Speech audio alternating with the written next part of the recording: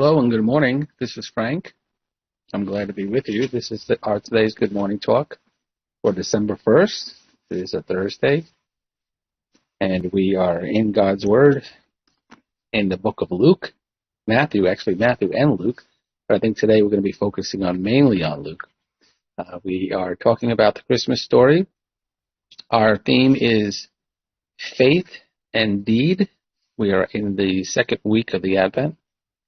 And today, again, we're going to be focusing in the book of Luke, chapter 1. Actually, chapter 1 and chapter... No, actually, just chapter 1. We're going to be looking at chapter 1. Okay, just to let you all know, thank you so much for being here with me. And I apologize for those that were last night. We were supposed to have our Chapel on Main Bible study. And we weren't able to do that because of time, and so. But we are here today. So we're here today for a Good Morning Talk. Also, another apology for Tuesday's Good Morning Talk. I didn't realize while it was going on, but YouTube had cut our feed, and that messed up not only YouTube but all the simulcasts there. And so we are actually going to be making a lot of changes and some adjustments, and we're going to actually begin using a dedicated camera for our live streams and with a direct line. So that might also help with some of the issues that we're looking at. And so we're definitely going to be doing some upgrades so that we can do our hopefully fix some of the issues that we're having with our live streams lately. And some of the things we can't control, but we're going to do our best on our end to make sure that we can have a full live stream without being cut off. So we're going to do everything as much as we possibly can on our end to make sure that that's good. And it may be because of the equipment that I'm using. It does use a Wi-Fi in our live streams. And there are other pieces of equipment that we could use that actually could make that a better stream. So hopefully that would be a great answer to that. So we're going to invest in some of that. And thank you. That's greatly appreciated for all of you out there that help support this channel and participate. If it wasn't for you, we wouldn't be able to do any of that. And so just I thank God for you. All right. So we're in the second week of Advent. We've been looking at faith and deed. We kind of just glimpsed over the Christmas story, looking at the book of Matthew. Talking about that on Tuesday, and then Luke, we read a little bit in Luke on Tuesday. Just looking at the story, talking a little bit about the differences between what you see in the media and in Hollywood and compared to what the Bible actually says. And so today we're going to just get a little deeper in regards to the theme, and that is faith and deed. We also talked about sometimes the Advents have different types of themes going through the second week, and this is a Christian Christmas Advent, okay? Because there's all kinds of Advents that are out there. That's where our focus is definitely on, and sometimes the second week will be love. You'll see love being used as the second week of Advent.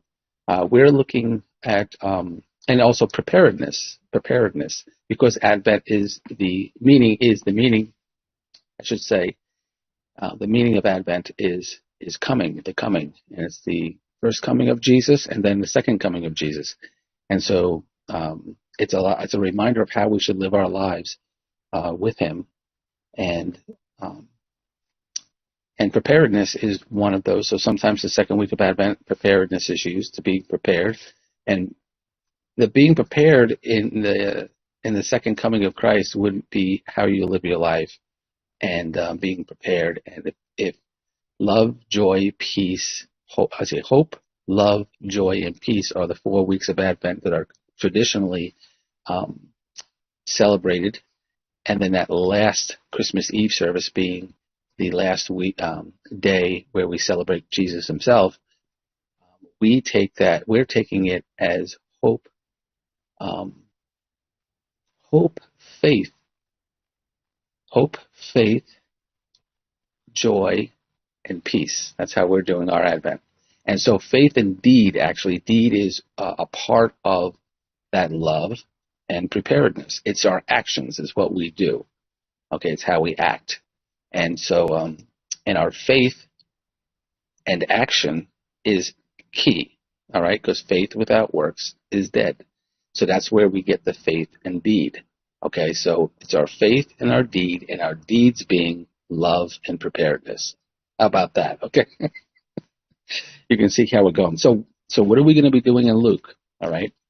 We're going to be looking at actually the two different times in the Christmas story where Gabriel presents himself, and he presents himself the first time in Luke chapter 1 when John the Baptist's birth is being foretold, because that's all a part of the Christmas story. The two parents, Elizabeth and Zachariah, okay, they are cousins. I should say it's going to be Mary's aunt, and Jesus and John are cousins, and John the Baptist, and that's who we're talking about, the birth of John the Baptist, that's what's being foretold. He is the forerunner. God is going to use him with the power of Elijah to be there and set the stage for Jesus right before his ministry begins, and he's going to be the one who's going to actually baptize him. Very important person, and so he is key in this Christmas story, and Gabriel actually visits Zechariah while he is in the temple. And so we're going to look at that story. We're going to look at what happened with Zechariah, and we're not going to look at the I don't know how far we're going to get into this, because I want to look at Mary also. I'm going to basically looking at the visitations.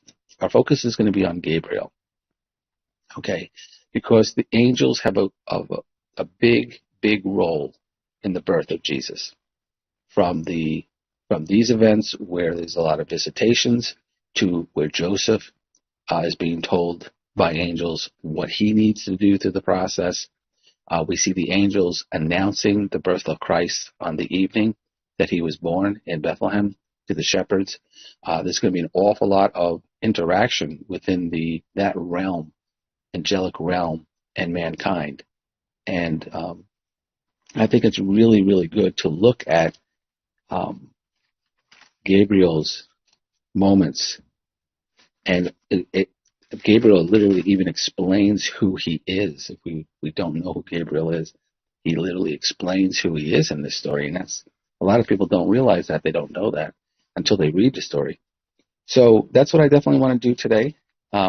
Before I start reading in the book of Luke, I do want to just mention that for those of you that are participating with the Pakistan project, I have some really, really good news. Is we actually began to implement part of our phase 2, and there's going to be some really big updates on my website at frjr.org. We were in reevaluation mode, and now we have stepped out. We actually have a plan, and the website is going to be updated within the next couple days with that plan. Excuse me. And so watch for that in the at least by the weekend. By the weekend, I should have that up and running. We are going to use the property that the church was built on, okay, so in other words, property that is already owned. We're not going to buy property, okay, so that plan that door has been shut. It has been shut so many times. We got the hint. And so we're not going to be investing in that land, but we're going to take the money that we have left over from trying to purchase land to put it into the actual property that is already owned. And then just taking those funds from phase 2 that we were going to use to build the actual orphanage. And what we're going to do is we're going to take the the property that's in very disrepair, and we're going to repair it, and we're going to prep it and get it ready. And our plan is to reach out to children that are locally in the city, and then also in the rural villages. And we have a plan that is going to not just take care of these children. They are going to probably be not like really small children. They're going to be more of older kids that are at the stage where they need help in preparing for life. And we're going to help them learn, because on this property we have the chapel, and it's multiple floors. So we have a ground floor, and then we have a second floor, and then we have the third floor. The third floor is the chapel itself, the church. And we built that in 2021, and it's just interesting how God has helped us come full circle to see what we really need to do.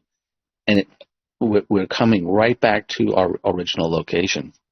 And so a lot of things are going to be changed around on that property, and it's being redesigned, and then it's being upgraded, like broken windows and doorways, and turning certain rooms into an area where these kids can learn, and not only learn the Bible, not only being taken care of with counseling, but also with helping them learn a trade. And our focus is going to be on our focus is going to be on those that are in most need. Okay, and so it's going to be a smaller scale than we first thought, which is okay. This is the better way to do it, because we can do this properly, and with the funds that we have, we can literally take care of everything that we're looking to do. Right now, with the funds that we raised, we can literally take care of all of it. All right, so all of it can be accomplished in getting it ready to get started. And that is a big, big relief, answer to prayer. And we're pretty excited. Because it doesn't just help. It helps those that are volunteering. It's helping those that the church. It's helping the church. It's helping the kids in the city and the kids in rural locations. So it's like helping so many more people with the way we're doing it now than what it would have been before. It would have been an awful lot of time before with trying to just pay for like property and just keeping it going. Now, all of that is taken care of. That is done. That part is done. That part would already be done. So it's like now we can take those funds in and actually take the property that we have and make those adjustments and make those repairs and make it beautiful, make it nice, make it pleasant, make it cheery, make it a place that people would want to come to. Children would want to come and they would feel relaxed. We're able to then buy materials that are needed and supplies that are needed to actually implement this plan once all those phase 2 parts are finished. That will be phase 3 would be actually beginning the implementation of how it's going to play out. And we have a lot of volunteers. And like I said, it's going to help those in the church too, because it's going to build a lot of good morale. It's going to help the people that are there, and the people that go to the chapel are already there. They feel comfortable there. They're able to then pitch in and help out. So many different things. So I just want to thank God for all of you that have been praying this whole time as we have been trying to get this in order. And it almost seems like forever, but it was God who was kept closing the door every time something would. We tried something. We actually had an agreement on a piece of land, and that fell through. And so some of the funds we had to use for that. Someone else came in who was a believer in that area who helped us recover from that, all kinds of things, just trying, but we kept on getting these closed doors. And these closed doors were like, so many things happened that it was like, you know, that you didn't expect, that you totally didn't expect. And so, you know, we waited, we took our time, there were so many other things that were happening that it was like you can't rush this stuff, especially when you're doing a volunteer grassroots type of situation. You have to make sure everything is in order, and you need the people. You need the right people. So we very thankful for all those people that are volunteering in Pakistan, and then also we want to thank all the people on our end who have been working to help those donations come in to be able to get all this accomplished. And so you can go to my website at frjr.org. You can see the funds that have been raised so far. All those funds are going to be used for the completion of this. And so, yes, by this weekend, we should have that all up. And you go to my website at frjr.org, you go to the charity project page, and you'll see that right now it still has the reevaluation up. By the weekend, I should have everything up with the new phase 2 outline of what we're doing, with some more pictures of the conditions that the place is currently in. And then we're going to then show you the differences of what we're going to do and how much better it's going to be. And we're actually moving things around because of the profession that the trade that we're going to teach, especially the girls, we're going to be teaching is cosmetology. It's going to be well, you'll see. I'll get you more information as we go. But it's going to teach them a trade so that they can take care of themselves. So they don't have to be out on the street. Okay, so we're going to be taking care of that. They can go back and take care of their families. It's going to be a really good, doable, very doable thing. And of course, when you affect one person, it's going to affect another person, and it's going to affect then a family. Then it's going to affect the children in their family, and then it's going to, especially the rural kids, it's going to affect the whole village that they're coming from, because all of that's going to come back. It's going to come back, and it's going to help everybody.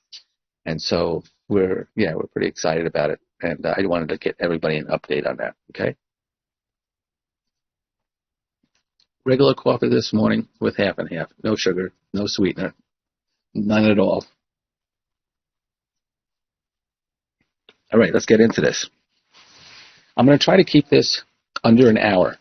All right, and I think that might be part of the reason why we're having issues. Maybe. I don't know. I mean, we should be able to do a live stream for more than an hour, but the last time on Tuesday, we went over an hour, and we missed the last 15 minutes when I prayed. Everything was blocked out. So we're going to try to keep this under an hour.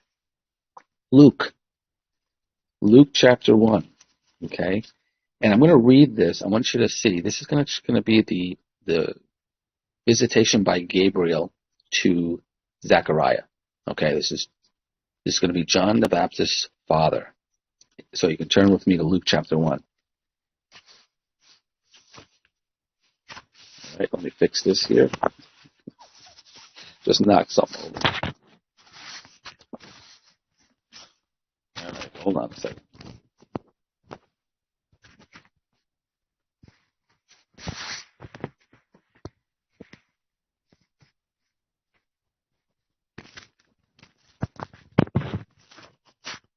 There we go. Okay. All right. All right, I'm going to start actually at verse 5. Okay, this is Luke chapter 1, verse 5. In the days of Herod, king of Judea, there was a priest named Zechariah of the division of Abijah. Okay, so he was a priest in Jerusalem at the temple. And he had a wife from the daughters of Aaron, and her name was Elizabeth. Okay. And they were both righteous before God, walking blamelessly in all the commandments and statutes of the Lord. Okay, so they were very, very devout. They were walking blamelessly, like they did everything in order. They did everything that they were supposed to do. No accusations could be brought up against them. They walked blamelessly in all the commandments and statutes of the Lord. But, verse 7, but they had no child, because Elizabeth was barren, and both were advanced in years. So they were an older couple. All right? So they were an older couple. She didn't have any children. And this is who God is going to use to bring John the Baptist. And I love this because it is God showing us that He chooses to use impossible moments, with moments that seem to be impossible. That's when He steps in.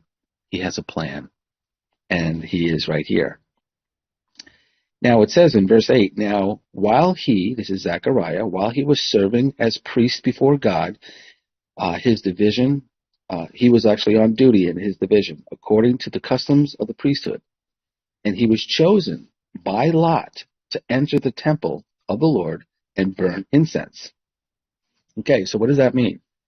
So his division, because there was a lot of priests, a lot of different priests, and they actually broke them up into divisions, and they would go in and burn incense, and he was actually going to go in.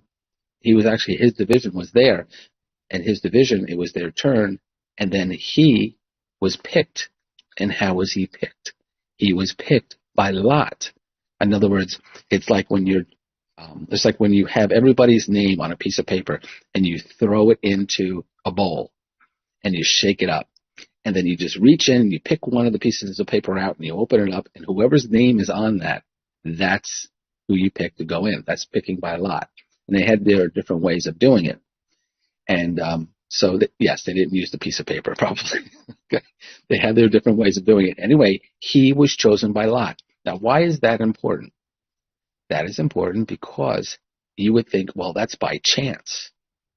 That's by chance. No, it's not by chance. It's God's plan. God allowed him to be picked. God wanted him to be picked because he was about to do something pretty miraculous inside the temple when he was burning incense.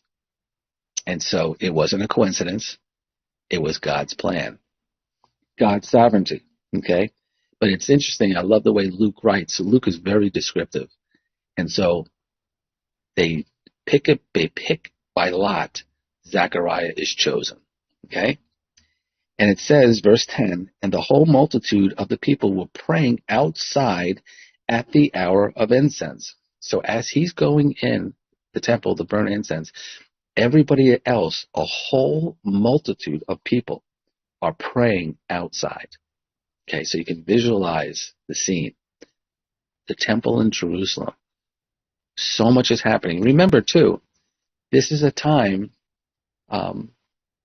that Jerusalem is high impact, lots of people. The temple was the centerpiece of worship. It was the house of God, and it was his home, a house of prayer. People came every day.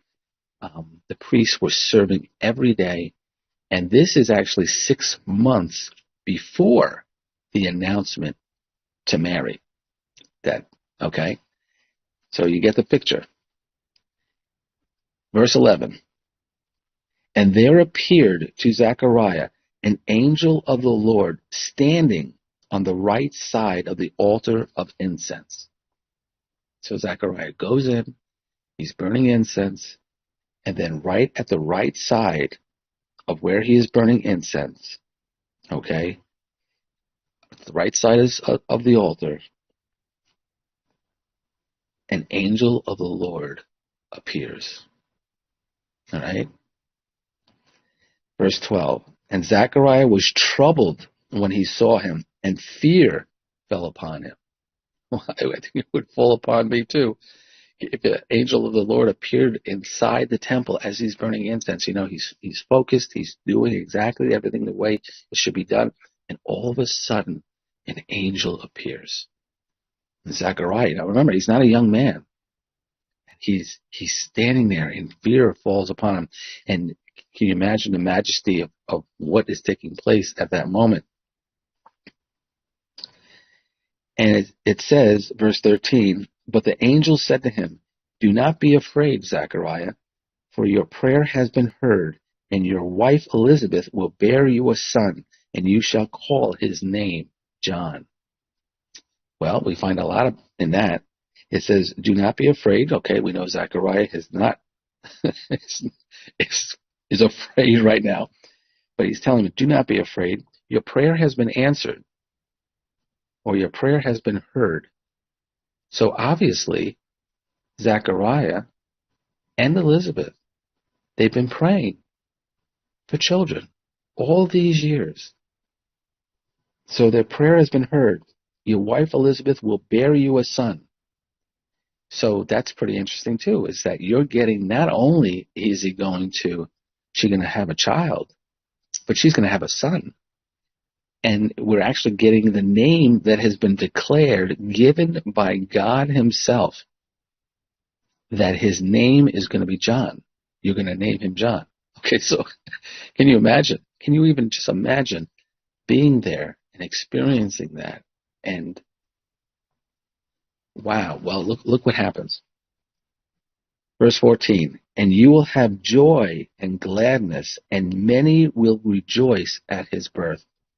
For he will be great before the Lord, and he must not drink wine or strong drink.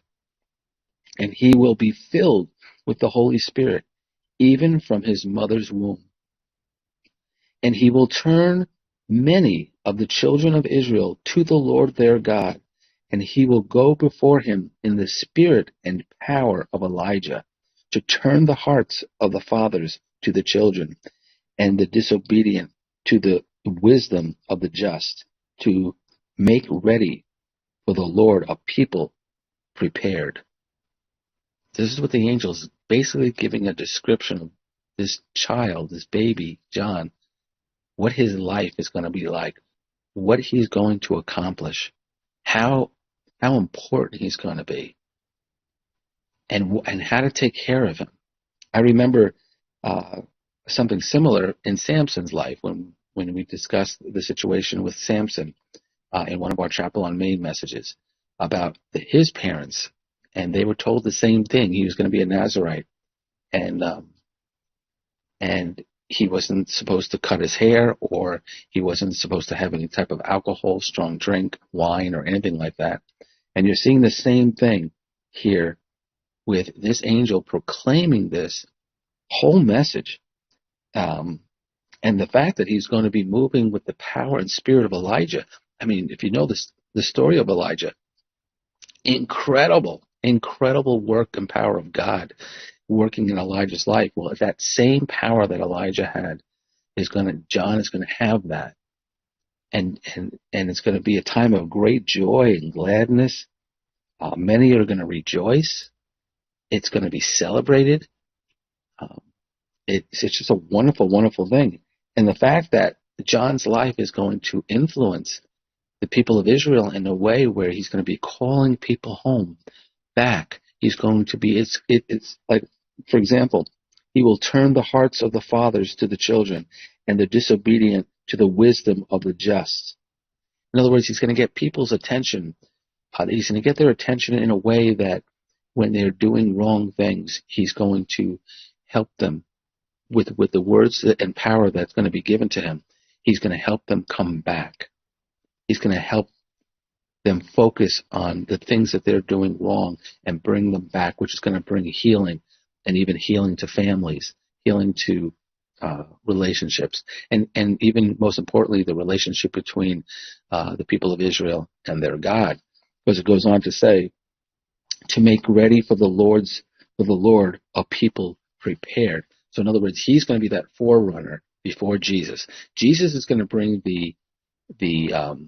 he's going to bring the redemption. He's going to bring the lawful standing of justification. And he is the Redeemer. He's going to be the one who's going to actually implement everything in obedience to the Father when he goes to the cross. John is going to be the one that's going to come ahead. He's going to be like the one that's going to he's like announcing it. And he's actually going to ready the people, prepare the people with the mindset of they need to be forgiven, that there is sin in their lives. They need to move forward righteously. So they need to have that desire, the understanding to get right. So when Jesus does come, when he is now bringing the kingdom of God, they are going to be ready for it. They're already going to be, their minds are already going to be pointing in the right direction. They're going to be walking in that right direction. And so that's how important John is. It's going to be incredible. Well, Zechariah is standing here in the temple with this angel of the Lord. Now, this is the very interesting part of this that I want you to see.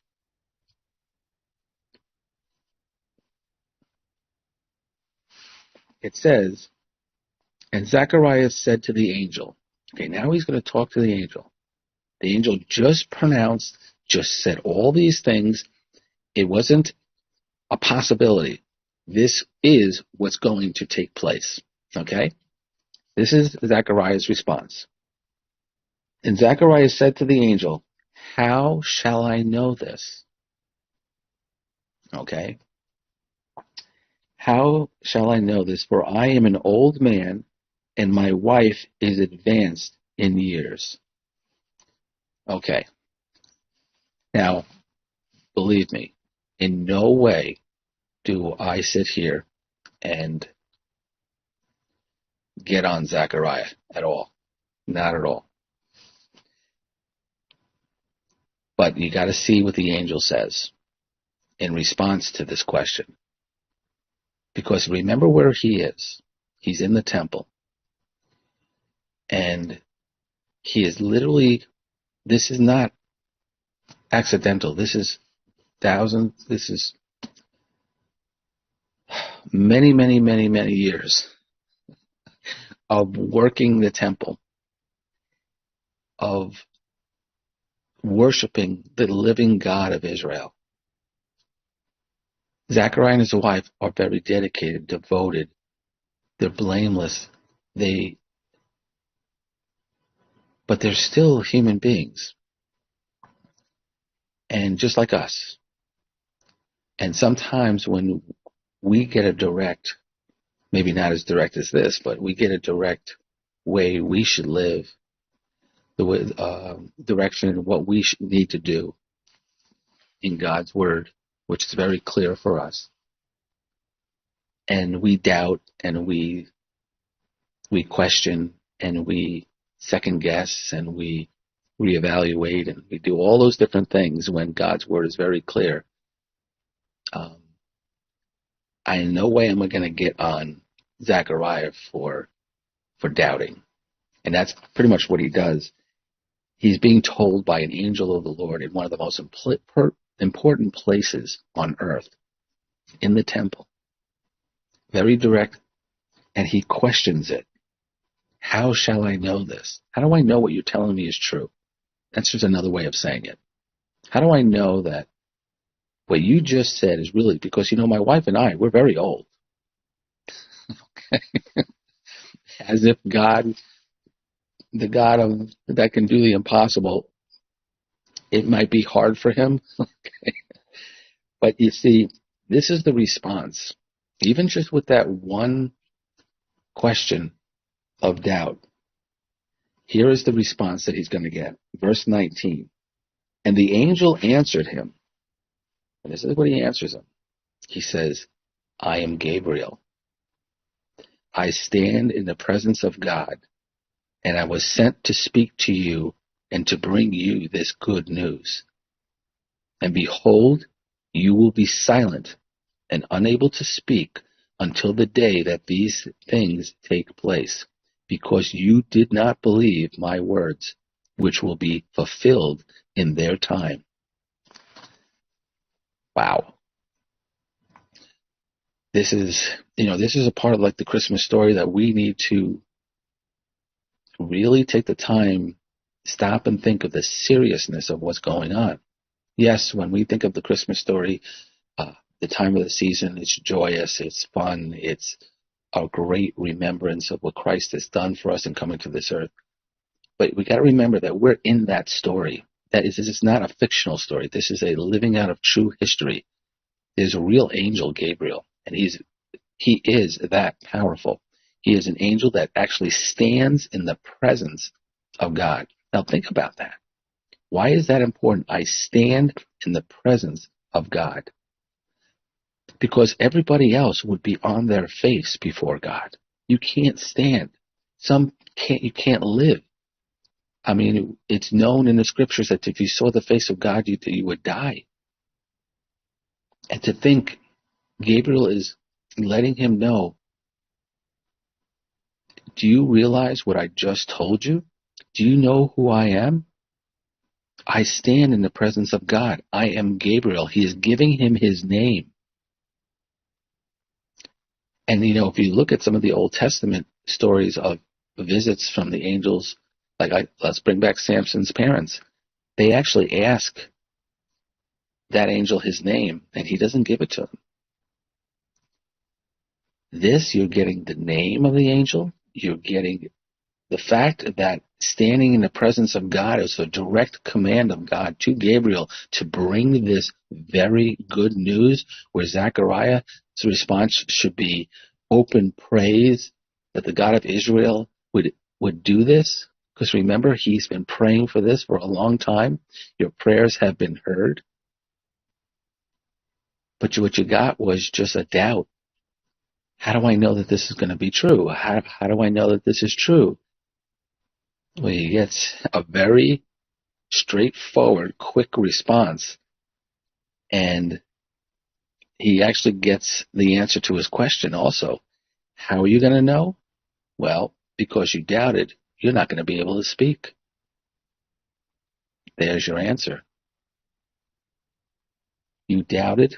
Gabriel, who stands in the presence of God, he was literally sent to speak to him directly, chosen on purpose, where they would think, okay, it's by lot, it's coincidental, it's accidental, or whatever. No. God allowed Zechariah to be inside that temple by appointment, so that Gabriel, of all the angels chosen, Gabriel, who stands in the presence of God, was sent to literally speak to him while everyone, great multitude of people, are praying outside. I came to bring you this good news. So, behold, you will be silent and unable to speak until the day that these things take place, because you did not believe my words, which were fulfilled in their time, which will be fulfilled in their time. In other words, he's saying to him, this is going to happen. This is going to be accomplished. This is what's the future. And so if you need a sign, if you want a sign, because you didn't believe me, you won't be able to speak. You'll be mute. And he literally is. It says, verse 21, and the people were waiting for Zechariah as they were wondering at his delay. Usually you would go inside, you burn the incense, and you come out. He's being delayed because he's having this conversation with this angel. It says that when he came out, because, he was after the angel, that whole scene, he finished up what he was doing and he comes out.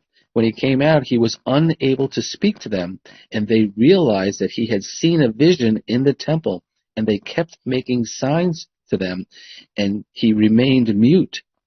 And when his time of service was ended, he went home. So now he's mute. Now he can't speak. He can't say anything. His tongue has been tied. Very interesting.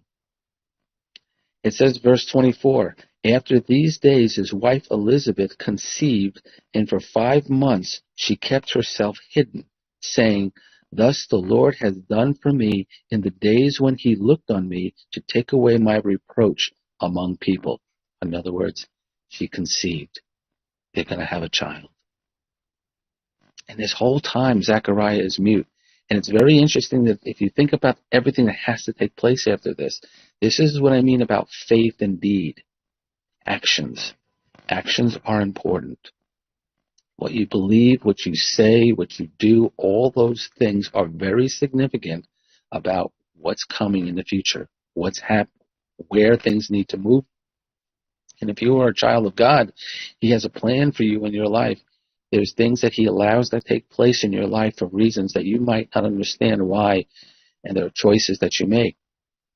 And so you have to be, I would say you have to be a lot like Zechariah and Elizabeth in their dedication to the Lord with all sincerity.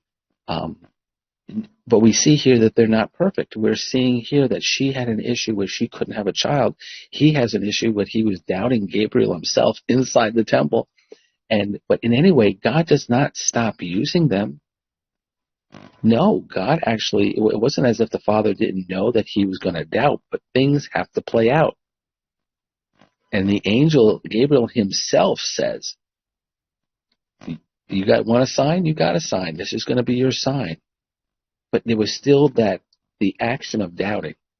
And there was still that action of then believing, because he leaves. He gets it where he can't talk.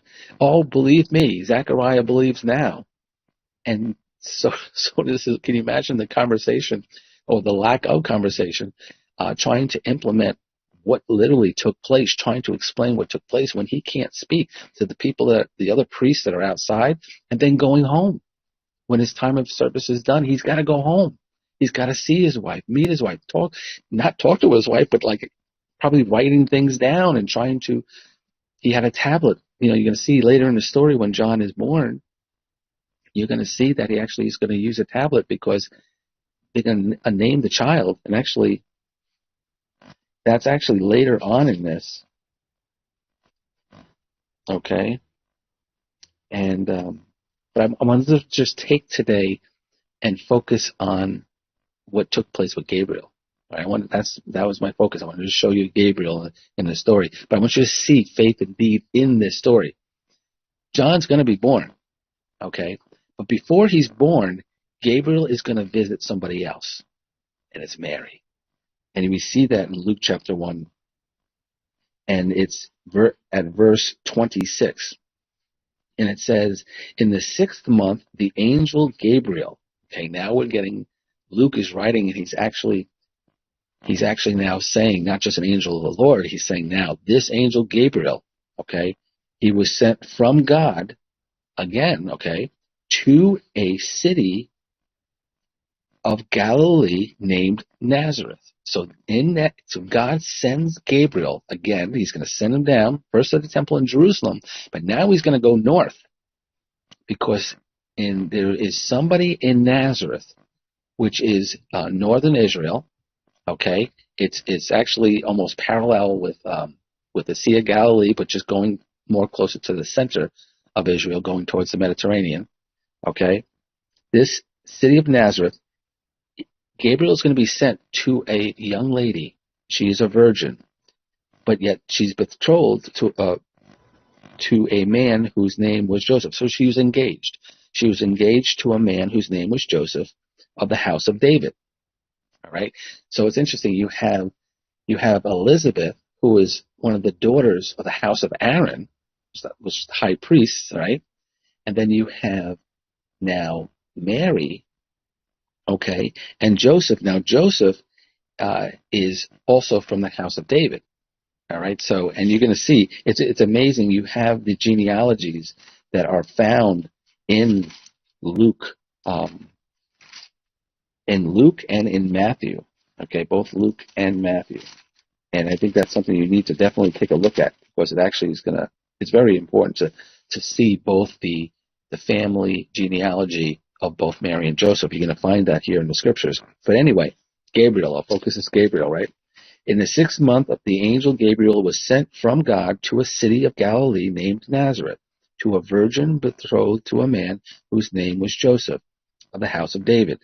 And the virgin's name was Mary. Okay? So this young lady, She's a virgin. She's been engaged, okay, to this man Joseph. And if you understand how they picked, they had marriages. The Jewish marriages were set up, and so she knew what her future husband was going to be, and they were actually preparing to then get married, but they're not married yet. Okay, it says in verse 28, and he came to her. So the angel comes to her, and he says, now get this, I love this. He says, greetings, O favored one, the Lord is with you. Can you imagine? Can you imagine that moment? They have a young lady. She has a future. She's doing the normal things that they're doing. Okay. They're not thinking Christmas time. There is no Christmas time. Okay. They are living life, but they're under Rome. They're living a tough life in northern Israel, and she's there. Then all of a sudden, 6 months, in the 6th month, the angel Gabriel comes and visits her and says, greetings, O favored one, the Lord is with you. Can you imagine that moment? It says, but she was greatly troubled at the saying and tried to discern what sort of greeting this might be. So she has an angel Gabriel visit her, and she doesn't know why. I'm saying it's not like she's like prepared for it. She doesn't, but she's troubled. She's like, oh, favored one, why am I a favored one, right? She's thinking. And she's trying to discern what sort of greeting this might be.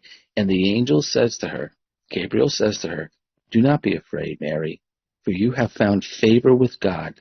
And behold, you will conceive in your womb and bear a son, and you shall call his name Jesus. And now we get this announcement. Now, this is a foretelling of Jesus' birth, giving it now not to Zechariah in the temple, but to a virgin. You have Gabriel going to a young lady, a virgin, and now letting her know that she is going to conceive. There's going to be in her womb, she's going to have a child. Now, she hasn't had any relations. She's engaged. She's not married yet. She hasn't had any of that. So can you imagine having this information being shared with you? It says, and not only that, it's going to be a son. You're going to have a son, just like Zechariah. You're going to have a son. And then the name. God is giving her the name, just like John. Zechariah got the name John. He will be great, and he will be called the Son of the Most High. It's the Son of the living God. And the Lord God will give him the throne of his father David.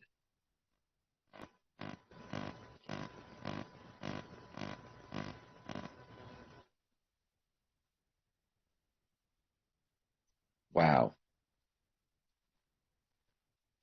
I just got a note on the live stream that we were cut off again.